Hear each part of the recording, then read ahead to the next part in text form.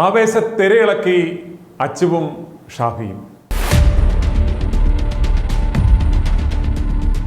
ഷാഫി വടകരയിൽ കാലുകുത്തിയ അന്നു മുതൽ ഓരോ ദിവസവും ജനപിന്തുണ ഏറിയേറി വരികയാണ്. അദ്ദേഹത്തിൻ്റെ തിരഞ്ഞെടുപ്പ് കൺവെൻഷനുകളിലെ വർദ്ധിച്ച ജനപങ്കാളിത്തം അതിനുള്ള ഉത്തമ ഉദാഹരണമാണ്. ഇന്ന് നാമനിർദ്ദേശ പത്രികാ സമർപ്പണത്തിന് ഷാഫി എത്തിയത് അച്ചുമ്മൻ, കെ രമ, മുല്ലപ്പള്ളി രാമേന്ദ്രൻ എന്നിവരോടൊപ്പമാണ്. ഷാഫിയോടൊപ്പം എത്തിയ അച്ചുമ്മനെ വർദ്ധിച്ച ആവേശത്തോടാണ് വടകരയിലെ ജനങ്ങൾ സ്വീകരിച്ചത്.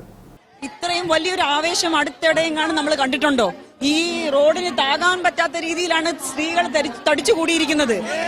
വടകര രണ്ട് കൈയും നീട്ടി ഷാഫിയെ സ്വീകരിച്ചു എന്നുള്ളതിന് ഏറ്റവും വലിയ തെളിവാണിത്. അപ്പയില്ലാത്ത ആദ്യത്തെ പൊതു തെരഞ്ഞെടുപ്പാണ് ഈ വന്നിരിക്കുന്നത്. ഷാഫിയും അപ്പയും തമ്മിൽ ഒരു വലിയ ആത്മബന്ധമുണ്ട്. അപ്പൊ അദ്ദേഹം എന്നോട് നോമിനേഷൻ കൊടുക്കാൻ ഒപ്പം ഉണ്ടാവണം എന്ന് പറഞ്ഞപ്പോൾ വളരെ സന്തോഷത്തോടെ ഞാൻ സ്വീകരിക്കും. പത്തനംതിട്ട ഞാൻ പോകുന്നുണ്ട്. വേറെ പരിപാടികളൊന്നും തീരുമാനിച്ചിട്ടില്ല. ഞാൻ ഇതിന്റെ അകത്തൊരു എളിയ പ്രവർത്തക മാത്രമാണ്. ഞാൻ ഒരു സ്ഥാനവും വഹിക്കുന്നില്ല. എന്നെ കൊണ്ടാവുന്ന രീതിയിൽ ഞാൻ പ്രചരിച്ചു. പത്രികാ സമർപ്പണത്തിന് ശേഷം ഷാഫി മാധ്യമങ്ങളെ കണ്ടപ്പോൾ, ഞാൻ സ്ഥാനാർത്ഥിയായിട്ട് ഇവിടെ വന്ന് ഇറങ്ങിയ ആ നിമിഷം തൊട്ട് വടകര നൽകുന്നത് നിറഞ്ഞ സ്നേഹവും അകമഴിഞ്ഞ പിന്തുണയുമാണ്. അത് അന്നത്തെ ഒരു ദിവസത്തെ സ്വീകരണ പരിപാടി കൊണ്ടോ അല്ലെങ്കിൽ അതിനുശേഷം നടന്ന റോഡ് ഷോ കൊണ്ടോ അവസാനിച്ച ഒന്നായിരുന്നില്ല ഞങ്ങളെ സംബന്ധിച്ചിടത്തോളം. ഞങ്ങൾ ഈ പാർലമെൻറ്റ് കോൺസ്റ്റിറ്റ്യുവൻസിയുടെ വിവിധ ഇടങ്ങളിൽ വിവിധ ക്യാമ്പയിനുകളുടെ ഭാഗമായി പോയപ്പോഴെല്ലാം ഇവിടുത്തെ വോട്ടർമാർ, ഇവിടുത്തെ പൊതുസമൂഹം, ഇവിടുത്തെ മുന്നണിയുടെ പ്രവർത്തകർ അവരെല്ലാവരും വർദ്ധിതമായ ആവേശത്തോടും ആത്മാർത്ഥതയോടും ഞങ്ങളോടൊപ്പം ഫീൽഡിൽ ഉണ്ടാവുന്നതാണ് ഞങ്ങൾക്ക് കാണാൻ കഴിഞ്ഞത്. ഞങ്ങളോടൊപ്പം തെരുവിലുണ്ടാവുന്നതാണ് ഞങ്ങൾക്ക് കാണാൻ കഴിഞ്ഞത്.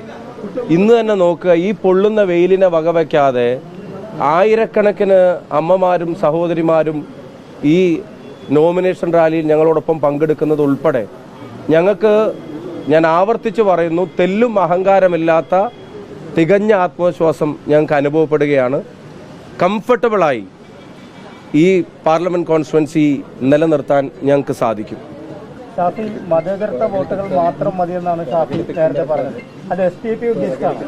അല്ല, കോൺഗ്രസ് പ്രസ്ഥാനത്തിൻ്റെ ഒരു നിലപാട് എന്നുള്ള നിലക്ക് നിങ്ങൾക്ക് എല്ലാവർക്കും അറിയാം. ഞാനൊരു സ്ഥാനാർത്ഥി എന്നുള്ള നിലക്കും ഈ നാടിൻ്റെ ഐക്യത്തിൽ വിശ്വസിക്കുന്നവരും നാടിൻ്റെ സാഹോദര്യത്തിൽ വിശ്വസിക്കുന്നവരും മതേതരത്വവും രാജ്യത്തിൻ്റെ ജനാധിപത്യ ബോധവും സംരക്ഷിക്കാൻ വേണ്ടിയുള്ള പോരാട്ടമാണെന്ന് ഉള്ളിലും പുറത്തും കരുതുന്നവരുമായിട്ടുള്ള ആളുകളുടെ പിന്തുണയാണ് ഞങ്ങൾ തേടുന്നത്. അവരുടെ വോട്ട് കൊണ്ട് ഈ തെരഞ്ഞെടുപ്പിൽ ജയിക്കാൻ കഴിയുമെന്നാണ് ഞങ്ങളുടെ വിശ്വാസം. തെരഞ്ഞെടുപ്പിൽ ജയിക്കാൻ വേണ്ടി മതത്തിൻ്റെ പ്ലസ് ഇതുവരെയുള്ള ഒരു തെരഞ്ഞെടുപ്പിലും ഞങ്ങൾ ആരും ഉപയോഗിച്ചിട്ടില്ല. അതുകൊണ്ടാണ് ഞാൻ ഈ മീറ്റിങ്ങിലും പറഞ്ഞത് ഞങ്ങൾക്ക് വേണ്ടത് മതേതരത്വത്തിൻ്റെ പ്ലസ് ആണെന്ന്. മറ്റൊന്ന്, KK ശൈലജയെ അപകീർത്തിപ്പെടുത്തിയെന്ന പരാതിയിൽ വടകര പോലീസ് കേസെടുത്തിട്ടുണ്ട്. അല്ല, അവർക്ക് പരാതി ഉണ്ടെങ്കിൽ കൊടുക്കുന്നതിനകത്തും അതിൽ യാഥാർത്ഥ്യം ഉണ്ടെങ്കിൽ ആരെങ്കിലും ചെയ്തിട്ടുണ്ടെങ്കിൽ കേസെടുക്കുന്നതിനകത്തൊന്നും ഞങ്ങൾ ആരും എതിരല്ല. അതിനകത്ത് നമ്മളെ അത്ഭുതപ്പെടുത്തിയൊരു കേസ് എൻ്റെ അറിവോടെ, സ്ഥാനാർത്ഥി എന്നുള്ള നിലയ്ക്ക് എൻ്റെ അറിവോടെ ഞാൻ ആ ചിത്രം എന്തോ മോർഫിപ്പിച്ചു എന്നുള്ളതോ. എനിക്ക് തിരിച്ചൊരു ചോദ്യം, അതിന് എനിക്ക് കിട്ടുന്ന ബെനിഫിറ്റ് എന്താ? എന്ത് അഡ്വാൻറ്റേജ് എനിക്ക് കിട്ടുക? എൻ്റെ ഓപ്പോസിറ്റ് സ്ഥാനാർത്ഥിയെ സംബന്ധിച്ച് അങ്ങനെ വേണ്ടാത്തൊരു കാര്യം ചെയ്യാൻ ഞാൻ പ്രചോദനമാവുകയാണെങ്കിൽ അതുകൊണ്ട് ഇപ്പുറത്ത് മത്സരിക്കുന്ന എനിക്കെന്താ അതിൻ്റെ മെച്ചം? അപ്പം എൻ്റെ അറിവോടോ സമ്മതത്തോടോ ആരും അങ്ങനെ ചെയ്തിട്ടുമില്ല, ഇനിയോട്ടാരും ചെയ്യാനും പോകുന്നില്ല. അത് ഈ തെരഞ്ഞെടുപ്പുമായി ബന്ധപ്പെട്ടിട്ട് മാത്രമല്ല, ഏതാണ്ട് 22 വർഷം മുമ്പാണ് ഞാൻ KSUവിൻ്റെ കൊടി പിടിക്കുന്നത്. 13 വർഷത്തിലധികമായിട്ട് ഞാൻ നിയമസഭയിൽ പ്രവർത്തിക്കുന്നു. 10-15 വർഷത്തോളമായിട്ട് നവമാധ്യമങ്ങളിൽ ഇടപെടുന്നു. നിങ്ങൾ മാധ്യമങ്ങളെ കാണുന്നു. നിങ്ങളുടെ ആരുടെയെങ്കിലും അനുഭവത്തിലോ അറിവിലോ ഇതുപോലെ ആക്ഷേപകരമായിട്ടും ഇല്ലാത്തത് ക്രിയേറ്റ് ചെയ്യുന്നതുമായിട്ടുള്ള ഒരു പൊളിറ്റിക്കൽ ഇടപെടൽ നടത്തുന്ന ഒരാളായിട്ട് എന്നെ അനുഭവപ്പെട്ടിട്ടുണ്ടെങ്കിൽ നിങ്ങളതിപ്പോൾ പറയണം. നിങ്ങൾ ഇതുവരെ അങ്ങനെ ഒരു വാർത്തയെങ്കിലും നിങ്ങളിത് റിപ്പോർട്ട് ചെയ്തിട്ടുണ്ടോ? ഞാൻ മാന്യമായി രാഷ്ട്രീയ പ്രവർത്തനം നടത്തുകയും എന്നാൽ ശക്തമായ ചോദ്യങ്ങളും വിമർശനങ്ങളും ഉന്നയിക്കുകയും ചെയ്യുന്ന ഒരാളാണ്. ഈ അസംബ്ലിയിൽ ഞാൻ ഇപ്പോൾ കഴിഞ്ഞ തവണ സാറേ ഡോളർ കടത്ത് ഉൾപ്പെടെയുള്ള വിഷയങ്ങൾ, സ്വർണ്ണക്കടത്ത് ഉൾപ്പെടെയുള്ള വിഷയങ്ങൾ അസംബ്ലിയിൽ അവതരിപ്പിച്ച ഒരാളാണ്. ഇപ്പം ഞാൻ പോയത് അതിൻ്റെ നിറം പിടിച്ച കഥകളുടെ പുറകെ അല്ല. ഞാൻ പോയത് ഫാക്ച്വലായി നിയമപരമായി കുറേ ചോദ്യങ്ങൾ അവശേഷിക്കുന്നുണ്ടായിരുന്നു. ആ 10 ചോദ്യങ്ങളാണ് മുഖ്യമന്ത്രിയുടെ മുമ്പിൽ ഞാൻ ആ കാര്യം അടിയന്തരപ്രമേയമായിട്ട് അവതരിപ്പിച്ചപ്പോൾ ചോദിച്ചത്. ഈ എതിർ സ്ഥാനാർത്ഥി ഉൾപ്പെടെ നിയമസഭയിലുള്ള അടിയന്തര പ്രമേയങ്ങൾ അവതരിപ്പിച്ചിട്ടുണ്ട്. അപ്പം ഞങ്ങൾ ചില ചോദ്യങ്ങൾ ഉന്നയിക്കുന്നുണ്ട്. അതിന് ഞങ്ങൾ ഉത്തരം തേടുന്നത് ആക്ഷേപ വഴിയിലല്ല, നിയമ വഴിയിലും ജനാധിപത്യ വഴിയിലുമാണ്. എൻ്റെ അറിവിലോ സമ്മതത്തിലോ ഒരാളെയും ആക്ഷേപിക്കാൻ നേതൃത്വം കൊടുത്തിട്ടുള്ള ഒരാളല്ല, കൊടുക്കുന്ന ഒരാളല്ല, നാളെ കൊടുക്കാനും ഉദ്ദേശിക്കുന്നില്ല. എൻ്റെ പാർട്ടിയും മുന്നണിയും എൻ്റെ നേതൃത്വവും എന്നെ അത് പഠിപ്പിച്ചിട്ടുമില്ല. അതുകൊണ്ട് അതിൽ എൻ്റെ പേര് വലിച്ചഴിച്ചത് അക്കൗണ്ടുകളെ കുറിച്ച് അന്വേഷിച്ചിരുന്നു. അവർക്ക് മുന്നണിയുമായ പാർട്ടിയുമായി എന്തെങ്കിലും ബന്ധമുള്ളവരാണോ? ഞങ്ങൾ ഓൺ ചെയ്തിട്ട് അങ്ങനെ ഒരു കാര്യം നടക്കില്ല. അതിനാ കാര്യത്തിൽ നിങ്ങൾക്കൊരു ഞാൻ മാത്രമല്ല, അപ്പുറത്തെ സ്ഥാനാർത്ഥിക്ക് ഒരു ക്രെഡിറ്റ് ബെനിഫിറ്റ് കിട്ടാൻ വേണ്ടി ഇപ്പുറത്തൊരു കാര്യം ഞങ്ങൾ ആരെങ്കിലും പറഞ്ഞ് ചെയ്യിപ്പിക്കുമോ? ഗൂഢാലോചന എന്ന് പറയുമ്പോൾ അത് പ്ലാൻഡ് ആയിട്ട് ഒരു കാര്യം ചെയ്യാൻ വേണ്ടി ചെയ്യാന്നുള്ളതാണ്.